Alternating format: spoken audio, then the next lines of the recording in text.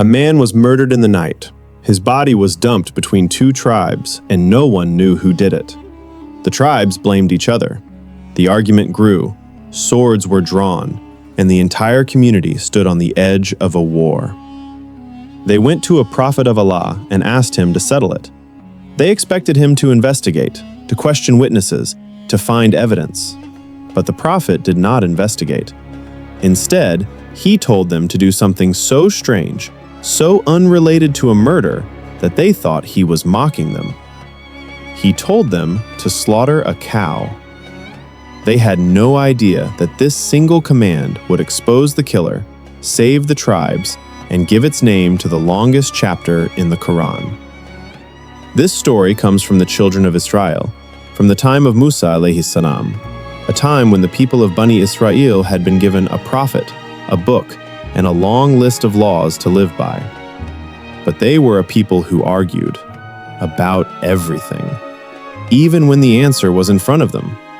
And one morning, that argument turned into something far worse. A body was found, lying on open ground, right between the borders of two tribes. A man killed in the night, dumped where no one could tell whose responsibility it was. There were no witnesses. There was no weapon. There was no trail. Just a corpse, and two tribes pointing at each other across it.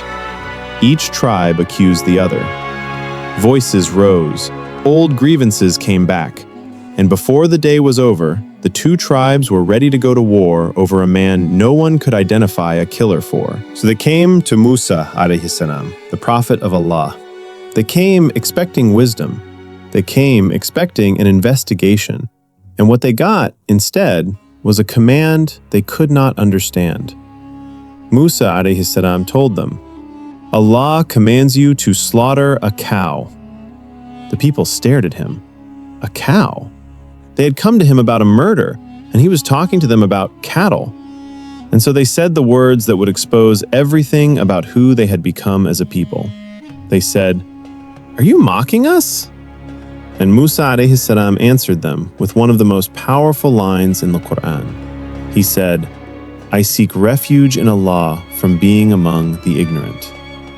It was not a joke. It was a command from Allah Himself, and all they had to do was obey it. But Bani Israil could not simply obey. That was not who they were. So instead of going out and finding any cow, slaughtering it, and ending the matter, they began to ask questions. And every question they asked made the command harder for themselves. They asked, "What kind of cow? What is it like?" Musa alayhi salam answered, "A cow that is neither too old nor too young, middle-aged. Now go and do what you are commanded." Any cow in that description would have done. They could have walked out, found one, and finished it. But they did not. They came back. And they asked, "What color is it?" And Allah answered them, "A bright yellow cow, pleasing to those who look at it." And still, they were not satisfied. They came back a third time, and they asked, "Tell us exactly which cow, because all cows look similar to us, and if Allah wills, we will be guided." And Allah answered them with the final exact description. A cow that has not been used to plow the earth or water the fields. A cow that is sound, with no spot or blemish on it. And now they had a problem. Because a cow that exact, that perfect, that untouched by labor, was almost impossible to find. They had narrowed it down themselves, with their own questions, to one cow in the entire land. The scholars of Tafsir record that they searched for a long time, and eventually they found her. One single cow that matched every condition. And she belonged to a young man, an orphan, who had grown up with little, and this cow was the most valuable thing he owned. When the people of Bani Israil came to him, desperate to buy it, the young man set a price. He said, "You can have her, but only for her weight in gold." They tried to argue, they tried to bargain, but there was no other cow. So in the end, they paid. They paid her weight in pure gold, just to obey a command they could have fulfilled with any animal, on the very first day, for almost nothing.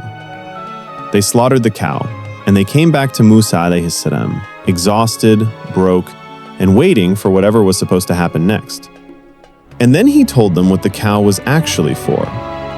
Musa alayhi salam told them to take a piece of the slaughtered cow and to strike the body of the dead man with it. The crowd gathered around the corpse. The two tribes, the elders, the families, every face that had been arguing for days, now silent, watching. A man stepped forward, holding a piece of the cow they had bought for a fortune.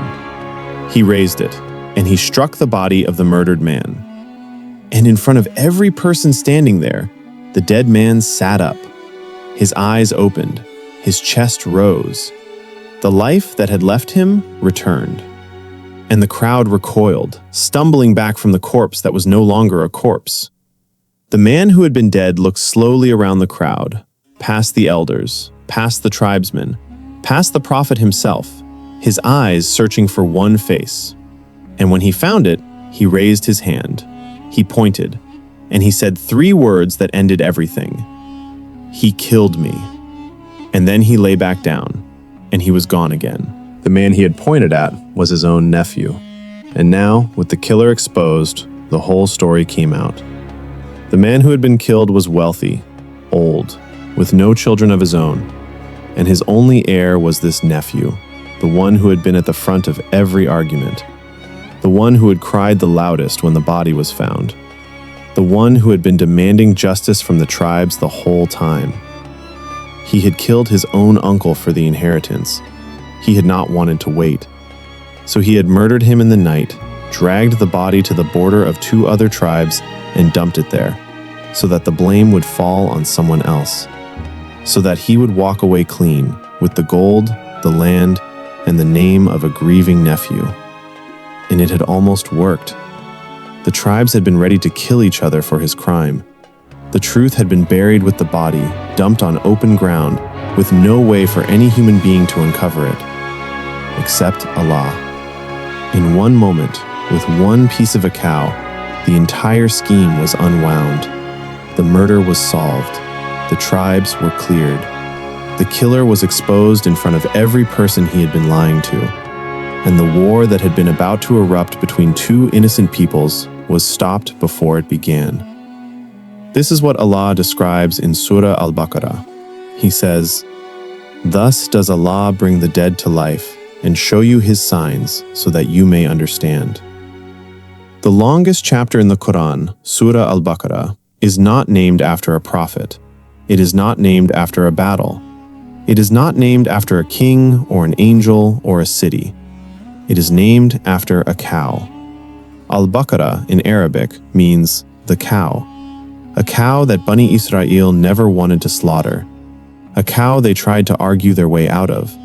A cow they made impossibly expensive for themselves through their own questions. And a cow that, in the end, brought a dead man back to life for one sentence. Most people who recite this surah every day do not know it is named for this story. They do not know that the longest chapter of the Book of Allah carries the name of a single cow, slaughtered once, in a land that no longer exists, by a people who saw a dead man rise, name his killer, and lie back down. The killer is forgotten. The tribes are forgotten. The name of the man who died is forgotten. But the cow is remembered. Every time the Quran is opened, until the end of time.